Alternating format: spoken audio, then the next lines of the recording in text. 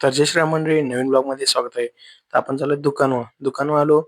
तर 2-3 ज्या उत्पन्न दाखले काढलेले होते त्याचे प्रिंटआउट होत्या. त्या प्रिंटआउट काढून झाल्या. त्यानंतर परत बॅनर आलं होतं एक पुण्यस्मरणचं. ते पुण्यस्मरण बॅनर बनवलं. त्याच्यात आपलं परत आलं एक लग्नपत्रिकेची डिझाइन. ती लग्नपत्रिकेची डिझाइन करून घेऊ म्हणलं. तर सर्वात पहिले प्रथम पुण्यस्मरणचं जे बॅनर आहे ते आपण लगेच एडिट करून घेतलं. त्यात आपल्याकडे आले लॅमिनेशन मग पटकन करून घेतलं, कारण की भरपूर जुने दस्तावेज होते ते पटकन लॅमिनेशन करून घेतलं. नंतर आले आपले संकेत भाऊंचे थोड्या झेरॉक्स होत्या. ते कस्टमर पण होते झेरॉक्ससाठी, तर कस्टमर झेरॉक्स केले. नंतर निघालो आपण घरी. म्हणलं आता घरी जाऊन थोडंसं जेवण करून घेऊ, कारण टाइम भरपूर झालेला होता. लगेच बुलेटला किक मारली, निघालो आपले बॅनर आणायला, कारण की आपण जे सकाळी जे प्रथम पुण्यस्मरणाचं बॅनर बनवलं होतं त्याची प्रिंट आउट आणायची होती, कारण ती लावायची होती आपल्याला गावात संध्याकाळी. त्यात आपण आलो श्रेयस भाऊंच्या ग्राफिक्सच्या शॉपवरती, कारण की तिथून आपल्याला प्रिंट आउट काढायच्या होत्या. तर म्हणलं पटकन प्रिंट आउट काढून घेऊन त्याच्यात त्याच्यात हे ऋतुराज भाऊंचं काय चालू होतं काय माहिती, गॉगल घालून एकदम.